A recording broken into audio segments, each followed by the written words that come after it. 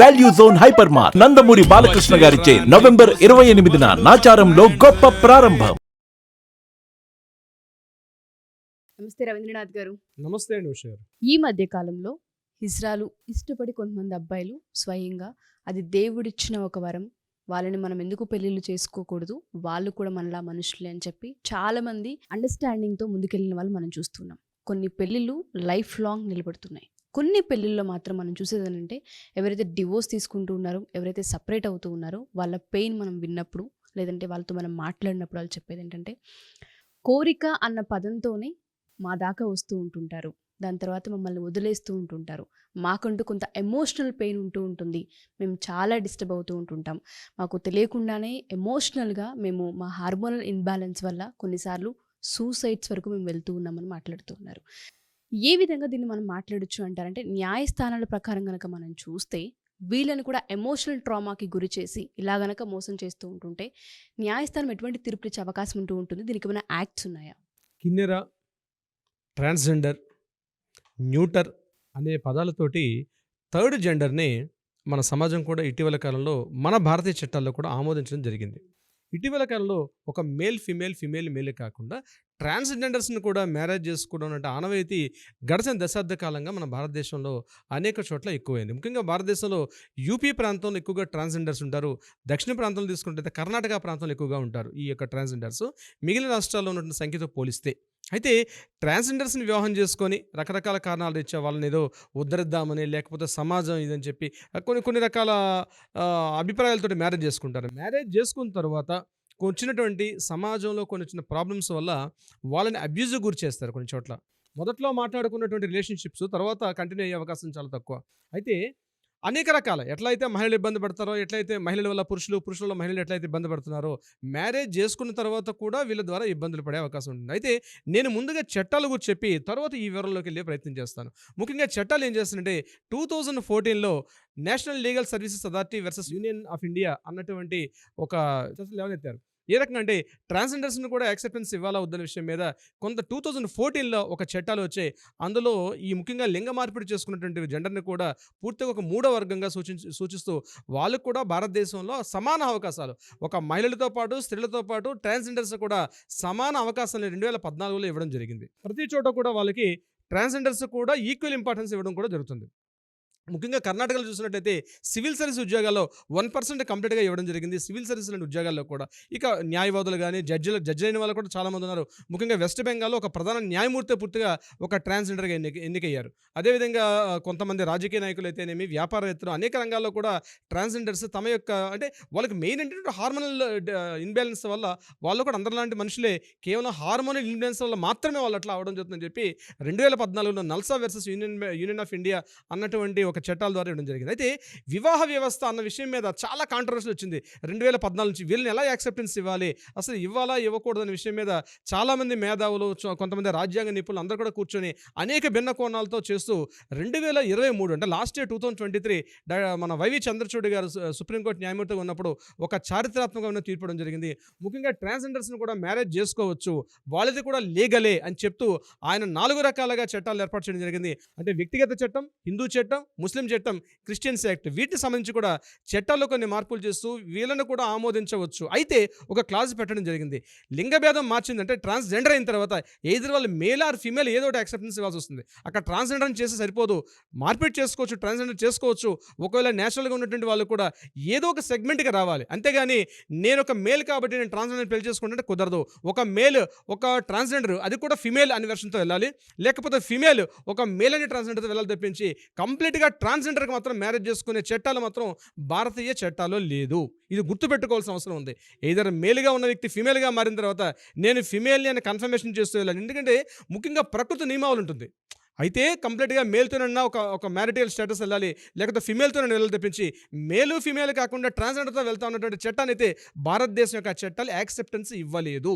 ఒకవేళ మీరు లింగ మార్పిడి చేసుకున్నట్లయితే, ట్రాన్స్జెండర్ అయినట్లయితే ఏదో ఒక వర్గంగా చెప్పాలి. ముఖ్యంగా ట్రాన్స్జెండర్లో వచ్చేటప్పుడు కూడా ఇటీవల ఆధునిక దీని మీద చర్చలు జరిగినాయి నిపుణులతోటి. మనం కాస్త వివరాల్లోకి వెళ్తే వాళ్ళకు కూడా యాస్టీస్గా లేడీస్కి ఏ రకంగా అయితే హార్మోన్లు వస్తాయో సేమ్ వాళ్ళకు కూడా సేమ్ అంటే ఒకవేళ జెండరింగ్ మారినప్పుడు కూడా వాళ్ళకి అన్ని విధాలుగా యాక్సెప్టెన్స్ ఇస్తున్నామని చెప్పి మెడికల్ అసోసియేషన్ వాళ్ళు కూడా సర్టిఫై చేసిన తరువాత మాత్రమే ఈ యొక్క చట్టాలకు రూపకల్పన జరిగింది. అంటే లేడీస్కి ఎట్లా అయితే వాళ్ళ బాడీలో ఎటువంటి చేంజెస్ కనిపిస్తాయో యాస్టీస్గా ట్రాన్స్జెండర్స్ మేల్ నుంచి ఫిమేల్గా మారిన తర్వాత కూడా యాస్టీస్గా అవన్నీ కూడా ఉంటాయని చెప్పడం వల్లనే దీన్ని యాక్సెప్టెన్స్ ఇచ్చారు మ్యారేజ్లో కూడా. అంటే పిల్లలకి అనే శక్తి వాళ్ళకు కూడా ఉంటుంది. అంటే ఇప్పుడు రకరకాల మార్గాల ద్వారా అంటే ఒక మేల్ ఫిమేల్కి అంటే ప్రకృతిలో ఒక పురుషుడు స్త్రీ అంటారు కాబట్టి ఆ రకంగా కూడా వాళ్ళ పిల్లల్ని కానీ హక్కు కూడా ఉంది కాబట్టి అప్పుడే యాక్సెప్టెన్స్ ఇచ్చారు. సో ట్రాన్స్జెండర్ అనే పేరుతో అయితే మ్యారేజ్ చేసుకునే హక్కు లేదు. ఎయిదర్ మేల్ ఆర్ ఫిమేల్ అప్పుడు మాత్రమే వీళ్ళు చేసుకునే అధికారం ఉంటుంది. సో ఇది 2023 అక్టోబర్ 1 ఆర్ 2 ఈ చట్టం రూపకల్పన అయింది. అది మన రీసెంట్గా గతంలో ఉన్నటువంటి సుప్రీంకోర్టు చీఫ్ జస్టిస్ ఉన్నటువంటి చంద్రచూడ్ గారి ఆధ్వర్యంలో జరిగింది. సో అప్పటి నుంచి దీనికి చట్టబద్ధం చేశారు. అయితే ఈ యొక్క దీనిలో వివరాలు ఇంకా పూర్తి అంటే దీని ఇంకా చాలా చర్చలు జరగాలి. ఇప్పటివరకు ఉన్న వివరాలను నేను మీకు తెలియపరిచే ప్రయత్నం చేస్తాను. ముఖ్యంగా ఒకసారి మ్యారేజ్ చేసుకున్న తర్వాత ఒకసారి ఒక ట్రాన్స్జెండర్ తన జెండర్ని చేంజ్ చేసుకుని మ్యారేజ్ అయిన తర్వాత ముఖ్యంగా వాళ్ళకి మేల్కి మేల్ రైట్స్ కానీ ఫిమేల్కి ఫిమేల్ రైట్స్ కానీ 100% ఉంటుంది. అంటే ఆస్తి హక్కుల చట్టాలు ఉంటాయి. ఆస్తి హక్కు చట్టాలు కానీ పంపకాలు కానీ అన్ని విషయాల్లో కూడా యాజ్ ఇట్ ఈజ్ ట్రాన్స్జెండర్స్కి అన్ని రకాల హక్కులు కూడా ఉంటున్నాయి. దీని మీద ప్రత్యేకంగా కొన్ని సంఘాలు ఉన్నాయి, కొన్ని సిఫార్సు ఉన్నాయి, కొన్ని కమిటీలు కూడా ఉన్నాయి. సో మిగిలిన కూడా స్త్రీలకు ఏ రకంగా హక్కులు ఉంటాయో ఒక ట్రాన్స్జెండర్ కూడా అన్ని రకాల హక్కు ఉంటుంది. వాళ్ళని మీరు ఫిజికల్గా దూషించిన, బాడీ షేమింగ్ చేసిన, అంటే వాళ్ళు ఇంతకుముందు నువ్వు ఇట్లా జరిగా అని చెప్పి బాడీ షేమింగ్ చేసిన ఈ యొక్క చట్టాలు మరలా కోర్టులోకి వెళ్ళేటప్పుడు ఫైల్ చేసి షూట్ చేసే అధికారం కూడా ఆ యొక్క తన ఎవరైతే హస్బెండ్ ఉంటారో హస్బెండ్ మీద చేసే ఫైట్ చేసే అధికారం కూడా ఉంటుంది. అదేవిధంగా బాడీ షేమింగ్ చేయొచ్చు, ఫిజికల్గా అబ్యూజ్ చేయొచ్చు, తిట్టడం కానీ వరలుగా తిట్టిన, ఫిజికల్గా వాళ్ళని బీట్ చేసిన, కొట్టిన, తిట్టిన, ఎన్ని రకాలు చేసిన ఒక స్త్రీకి అయితే ఎన్ని రకాల హక్కులు ఉంటాయో యాస్టీజ్ హక్కులన్నీ కూడా ఇవ్వడం జరిగింది. దీనికి సంబంధించి ఇంకా చట్టాల యొక్క లోతుల్లోకి వెళ్ళినట్లయితే ముఖ్యంగా ఈ ఒక ట్రాన్స్జెండర్కి ఇంతకుముందు ఆస్తి హక్కు చట్టం లేదు. ఇప్పుడు ట్రాన్స్జెండర్ ఒక ఓన్ ప్రాపర్టీ కొనుక్కోవచ్చు, ఆ ప్రాపర్టీ లీజుకి ఇచ్చుకోవచ్చు, లేదా ఆ ప్రాపర్టీని మరలా రెంట్ కూడా ఇచ్చుకోవచ్చు. అంటే స్త్రీలో ఒక పురుషుడికి స్త్రీలకి ఎన్ని రకాల హక్కులు మన రాజ్యాంగం కల్పిస్తుందో, మన చట్టాలు ఎన్ని రకాల హక్కులు ఉన్నాయో ఆ హక్కులన్నీ కూడా ట్రాన్స్జెండర్స్ కూడా ఇవ్వడం జరుగుతుంది. అయితే ఇప్పుడు మీరు స్టార్టింగ్లో మీరు చెప్పినట్టుగా వాళ్ళు కొంత సమాజంలో కొంత రకాలటువంటి ఈ వేర్పాటు ధోరణికి అంటే కొన్ని అబ్యూజ్కి గురవుతున్నారు. అప్పుడు వాళ్ళని ఎవరికి చెప్పుకోవాలో తెలియని ఒక సందిగ్ధావస్థ ఉన్నారు. చివరికి సూసైడ్ చేసుకునే పరిస్థితి కూడా వెళ్తున్నారని మీరు ఒక క్వశ్చన్ రైజ్ చేశారు. సో దానికి సమాధానం ఏంటంటే మీరు భయపడాల్సిన అవసరం లేదు. చట్టాలు మీకు ఉన్నటువంటి చట్టాలు మీకు సపోర్ట్గా ఉన్నాయి కాబట్టి మీరు డెఫినెట్గా ఫిజికల్ మీరు కూడా ఒక జెండర్ ఒక కిన్నెరలు అంటారు, కిన్నెరలు అనొచ్చు, లేకపోతే ట్రాన్స్జెండర్ అనొచ్చు. ఇప్పుడు నేను చెప్పినట్టుగా ఏ రకమైనటువంటి వ్యక్తులైనా సరే డెఫినెట్గా మీకు కూడా చట్టాలు ఉన్నాయి. మీరు కూడా సమాన హక్కులు ప్రాతినిధ్యం భారతదేశంలో ఇవ్వడం జరిగింది.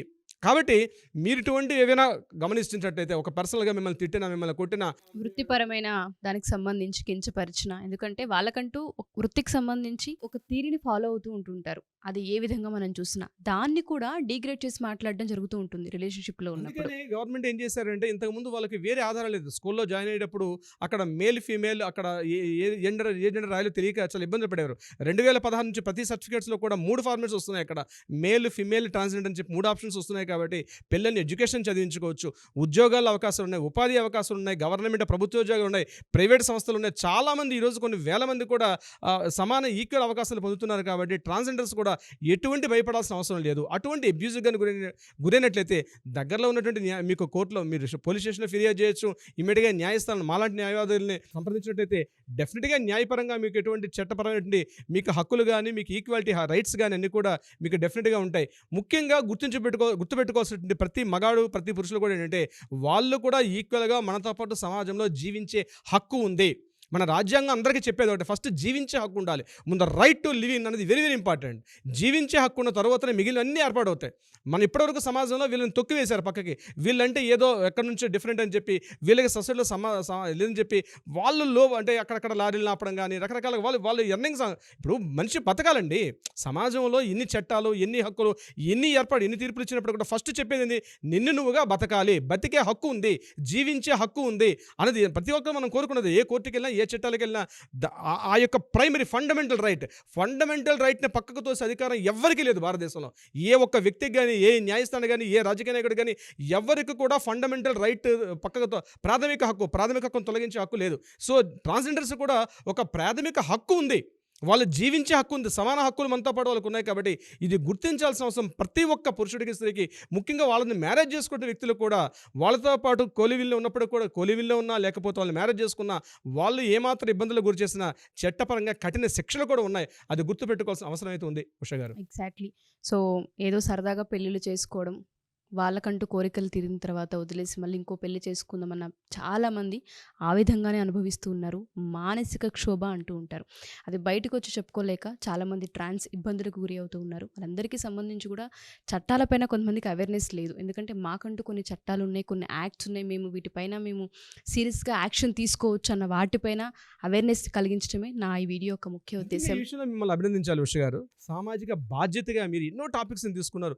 పురుషులకి, స్త్రీలకి, చిన్నపిల్లలకి, వృద్ధులకి, ఇలా అన్ని యాంగిల్స్లో ఎన్నో కొన్ని వందల వీడియోలు మీరు చేశారు. కానీ ఈ టాపిక్ మీద బహుశా ఇది కూడా ఒక టాపిక్ చేయొచ్చు, ఇది కూడా ఒక అవేర్నెస్ ఇవ్వాలని మీరు ఏదైతే నాతో మాట్లాడి నన్ను ఇక్కడ కూర్చోబెట్టి మీరు మాట్లాడించింది, రియల్గా ఈ విషయంలో మిమ్మల్ని నేను ప్రత్యేకంగా అభినందన తెలుపుతున్నాను ఉష గారు. Thank you sir. Thank you so much. Thank you so much Usha గారు.